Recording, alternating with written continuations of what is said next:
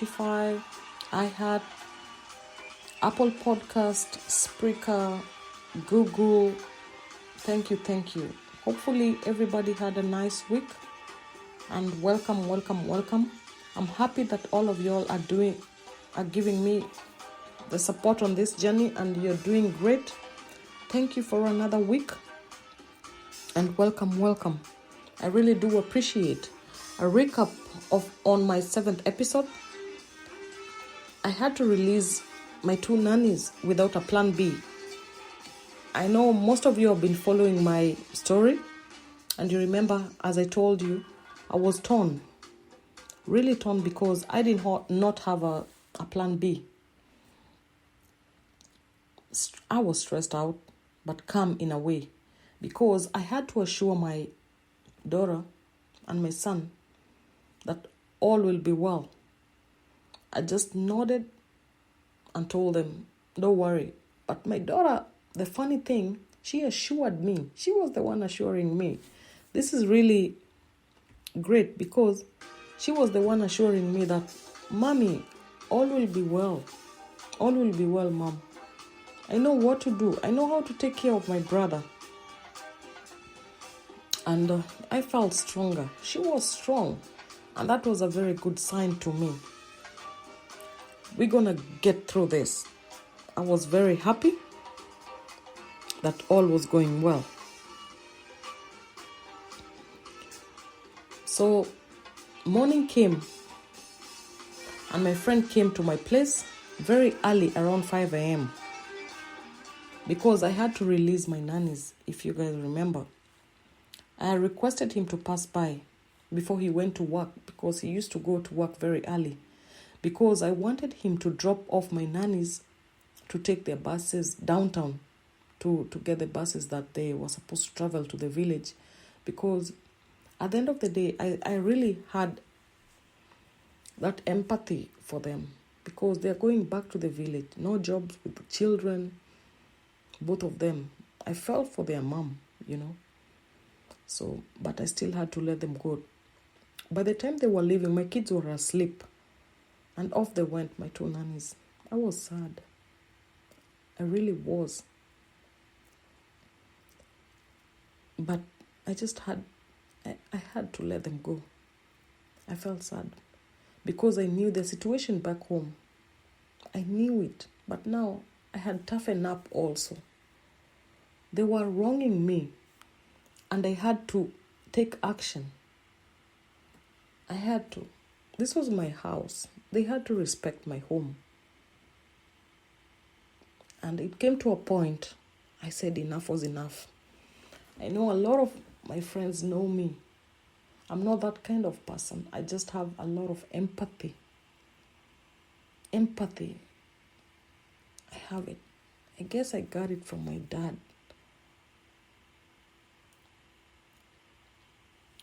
But I had to let them go. And this made me to bring a day bag. After they left, I had to look for my day bag. It took several calls for me to get my day bag. And I can tell you a little bit story about my day bag, because she's a lady. I knew her from way back. And I had to call her. I have known this lady for many years, since my firstborn son was young. He's almost 19. I trusted her. She was nice. But over the years, I came to notice that she was stealing from me. I was still living with the father of my children also, when she was working for me. But I knew her even before the father of my children. So that's how tight I was with her. But when she became so close to me, and she was like a mother to me, because she was an older woman. But she started stealing from me, and mostly she was stealing food, clothes, kids' clothes. She could even forget and come dressed with the clothes that she stole from me, my clothes, because we were the same size. There's a day she wore a dress, a skirt, that belonged to me, that she had stolen from me. I mean, she used to clean a lot of houses. So I was recommending her to my friends. I didn't know she was stealing from me, but I used to get stuff missing. One day, my oldest son even got her looking inside my billfolds, my handbags. She was looking for money, or I don't know. And then my son asked him, my oldest son now, why are you looking at my mama's billfolds and handbags and all that? Why are you in my mom's bedroom?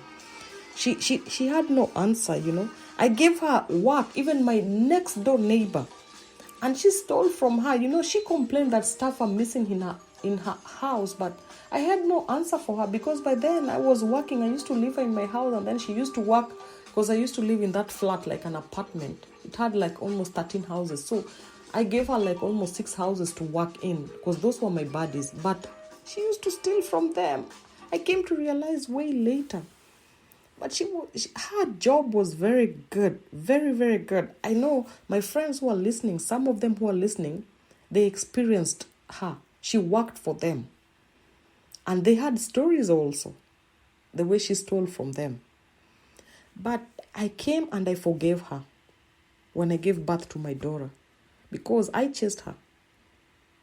But when I gave birth to my daughter, she came back to work for me.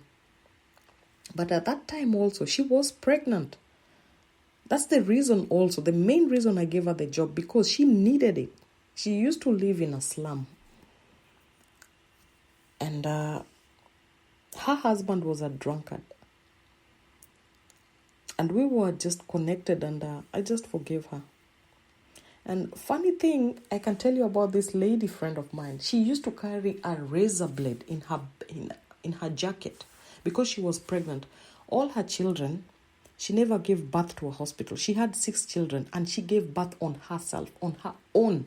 So she used to carry this razor blade anytime when she's on her labor pains, like she's almost giving birth. She used to just be ready. She will cut her own umbilical cord, and she will give birth to her own child on her own. She was such a strong lady.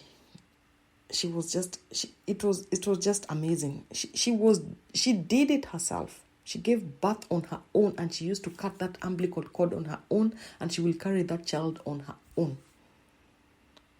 Her 5th born child, she called me when she had those labor pains, and I had to rush to her place. I didn't have a car by then, and I had to look for somebody to take me to her house.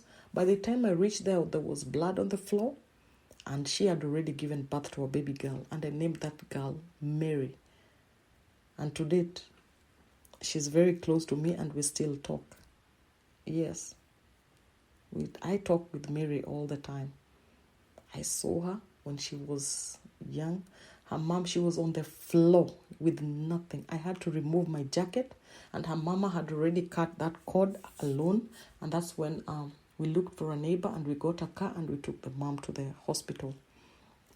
So that's a little bit story about my daybug. I knew her for years.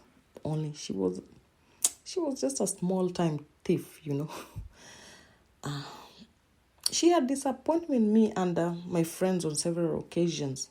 I had referred her to many friends, but she ended up stealing food and all that. The way she was doing to my house, that's the same way she was doing to most of my friends. And most of my friends kept on calling me. But even after they stole, they still kept on calling her, because her job was very good. But she never even used to live far, just like 4 or 5 miles away from my house. But so as the saying goes, better the devil you know than the angel you don't. I was in need. So I asked her if she can come, if she's available, and to come on at my house on a daily basis until I get a living nanny. I could not employ her because I feared the way she had a long hand. We call them long hand. Like in my language, we can say yukona mkono refu, like a long hand, because she used to, when she says she will steal. I'd rather just make her be a daybug, and when she comes to your house, you have to be there, because you love her job. And so she agreed to come and work for me until I get a living nanny. But I told my daughter to be all eyes on her so she could come when my daughter is around. And she knew, and I told her, please don't take anything from my house. So we stayed with her for like 2 weeks before my friend came and told me if it's possible I employ the cousin. So my friend recommended his cousin. At this time I needed a living nanny, and I accepted because my lady friend was a day bag. She used to come and go. And in the morning, it was really risky because my daughter had to wake up on her own and prepare my son, and they used to leave and lock the gate.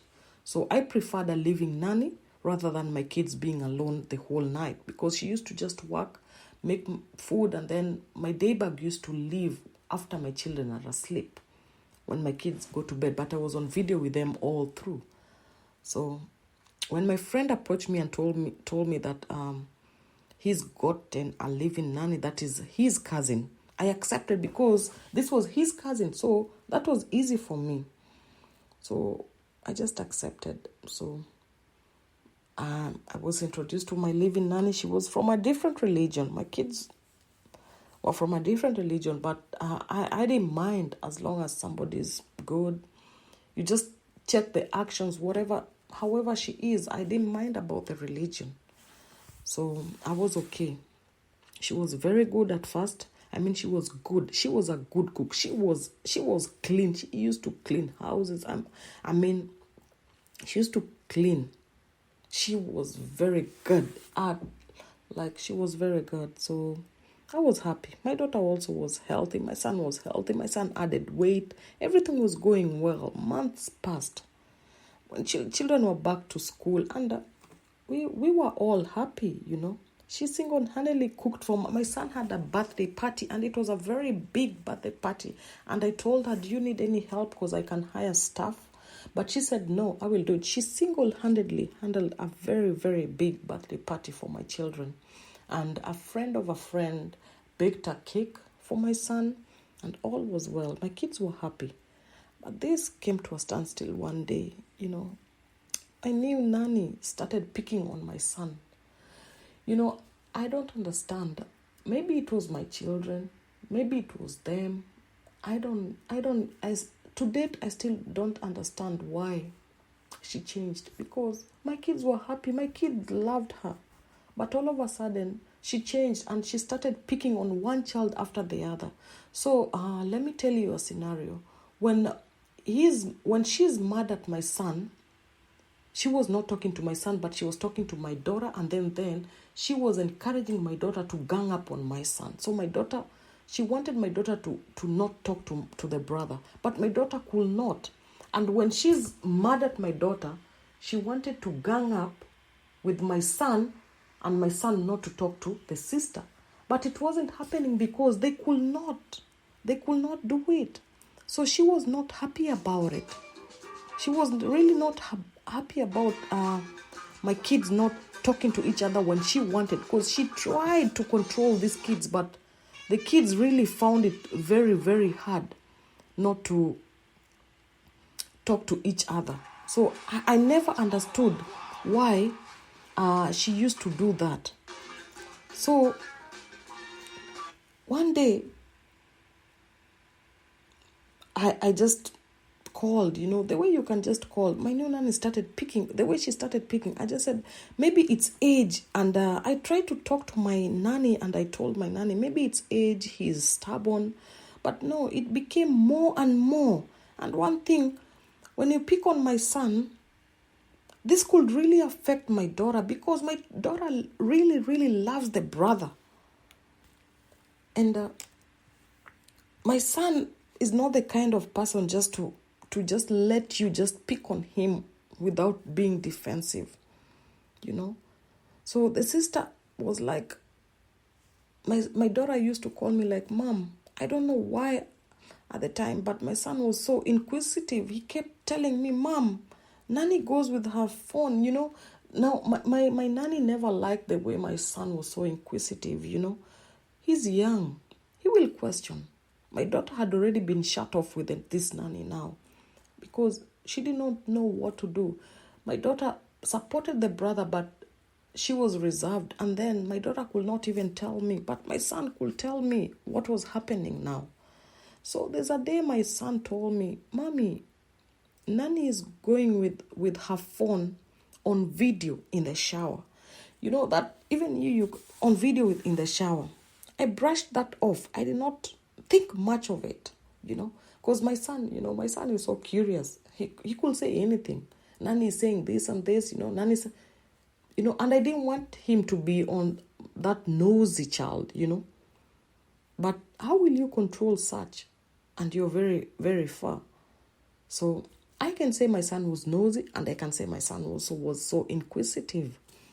So kids see a lot and keep a lot. And when I came to realize, the nanny was threatening them. And she was threatening them and telling them, I can leave you guys anytime, So my son did not like that. And she kept on telling me, Mommy, Nanny is not good to us. Mommy, Nanny is not good. And then the nanny, the thing is, the nanny knew their story because she had been told the story by my friend. So she took advantage of their weakness. And so she decided to threaten them with that weakness, so that I will leave you. Your mama is not there. Those are the things she used to tell them. Your mom is not here. Where is your father? That's what the nanny used to tell them. Where's your father? Your mommy left you. And where is your father? Your father is a drunk, Because now she knew the kid's story. And that was their weakness. And the moment she started saying that, my daughter went mute. She shut off completely. My daughter just saw that this thing is repeating itself. So my daughter kept quiet. And I kept on telling you, I kept telling my daughter, let's be open. Please tell me everything. Don't fear nobody. The mommy codes. We had all that. If there's a problem, text me this. This is our code if there's a problem. She used to tell me sometimes those codes. I used to react and I used to call her whenever she tells me the codes. But this time round, she never used the codes. She never used the cautions. She never used what we discussed. But my son did, And my nanny, she changed. And because my daughter is the weaker one, I don't know how to she can be manipulated easily, my daughter, because a lot of things have happened. So at this particular moment, I give credit to my son because her nosiness and his nosiness and his inquisitiveness really helped this situation from a very bad ordeal, because my daughter was going through a very bad ordeal for months. God, I forever thank my son for this because he really saved the sister just under our noses. And I normally say I usually notice very fast when something happens. But this one passed me. This was so intense and she was threatened. And even though the nanny threatened even the brother, but he wasn't scared. And this nanny was kind of illiterate. She never went to school, so she could not read. She could not write. So my nanny was in an app, this Telegram app, and it was an app that included men. I think this episode should not be listened with kids under 14 years old, because this nanny of mine was in an app, and this app was to solicit men, like getting men, like an app like Seeking Arrangement, for getting men with money and such like stuff. She used to do some stuff to get money, to get men, something like that. But the thing is, my nanny could not read. So apparently this nanny, she used to wait. She used to look for men in these apps. But because she could not read, she could talk, she can do verbal, but not texting and writing. She's very good in verbal, but not text, writing. So apparently she could wait for my daughter to come in the evening from school, and then my daughter could read what these men had texted her and what these men wanted. So she could wait for my daughter. So when my daughter came, me, I used to know my daughter's timing. So I used to call my daughter so that we can do homework together. The same way I used to call exactly when my son comes home, and we used to do homework with my son. That is something I used to do on a daily basis. So when my daughter came, she used to tell me, Mommy, wait. Then she tells me, Mommy, just wait. Call me. I will call you once I'm done. Maybe me, I used to think maybe because she's tired, she wants to shower, eat something, some evening, maybe tea, and then we start our homework. So I didn't know why my daughter used to tell me to wait. So this is when I came to realize afterwards that my nanny, when my daughter used to come, my nanny used to command my daughter. So my daughter used to read her texts and then do. And then my nanny used to tell her what to text back or what to say to these men. My daughter was not even a teenager by then. So my daughter tells me she felt disgusted. The worst thing is that my nanny used to make her take pictures of her naked body. She used to tell her, take my picture and then forward it to these men. Yes. So my daughter used to do as she was told, and then she will text back and forth and then tell my nanny what these men are saying.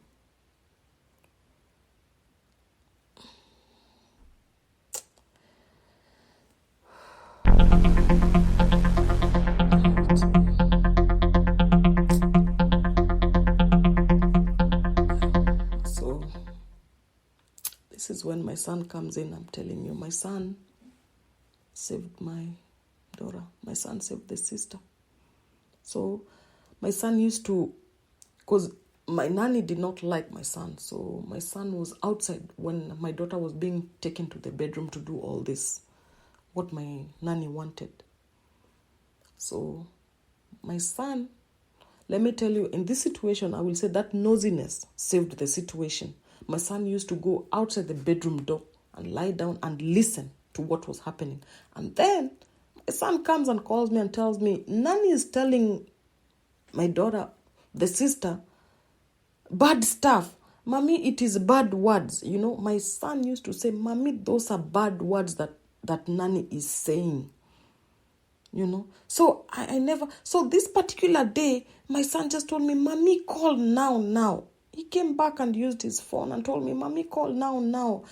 Nanny is telling my sister to do those things. I'm telling you, it is bad words, So my son voice messaged, I'm sorry to say, he did not call me. Let me backtrack my words. He voice messaged me and told me, Mommy, call now. Until Nanny is saying the bad stuff. So when I called my daughter's phone, and my daughter picked. I asked her, how are you, Mommy? I was casual. How are you? How is everything? Then she told me everything is okay. And where are you? Why don't you call me about your homework? Then she said, I'm calling you just now. I'm almost done. I said, where are you? Why are you in the bedroom? I said, put me on video. Then my daughter put me on video. I clicked the video up. I said, pick the video. And then my daughter picked. I said, I want to talk to Auntie. Then the nanny said, oh, Mom, wait a minute. Then I said, no, I want to talk to you. Because I want, what is happening? She said, no, just wait me. I'm just from the bathroom. Let me dress up. That's what she told me. So I told her, I want to send you urgently to the shops. So get ready. I want to send you out. So she dressed up. I told my daughter to go to the living room. My daughter went and I told my daughter, we need to start our homework. Then she told me, Mommy, I've not even eaten anything. I told her, it's getting late and we need to do your homework. So, and I told the nanny, I want to send you urgently somewhere. So she left. She dressed up and then she left. So once she left, I told my son, go lock the gate. Go lock the gate. So my son rushed, and then my son went and locked the gate. So when my son went, locked the gate, I questioned my daughter. I asked my daughter, your brother is telling me this and this. Is this true? Then there was silence, and then my daughter just burst out with a loud cry. A loud one. I didn't even know what to do. I didn't have no one to call now because it's my friend who brought his cousin. I didn't know what to do at this time. She bawled. She was crying. And then she told me, Mommy, I don't know what to do. I don't know what to say. I don't know how to get out of this. Nanny has been stressing me. Nanny has been telling me to do stuff. Nanny has been telling me to take her pictures when she's naked. Nanny has been telling me to call these men, to text these men. And she tells me what to say. Mommy, I am so tired. I want her to leave. I don't want her in this house, Mommy. I don't want her in this house. So I asked her, have you ever done, because this is my worst nightmare. Have you ever done what Nanny is doing? She said, no. Nanny just tells me to take her pictures and then text these people. And she told me it's many men because Nanny don't know how to read, so I read for her. So I was broken. I was really broken, I was broken. How can a mother, she's a mother of 3. How can a mother do that? I mean, she's a very religious person. She prays 5 times a day. And she decided to just to break my child, to just break my child into pieces, to lower my daughter's self-esteem. How did you just do that to your own child, How do you do that to a child?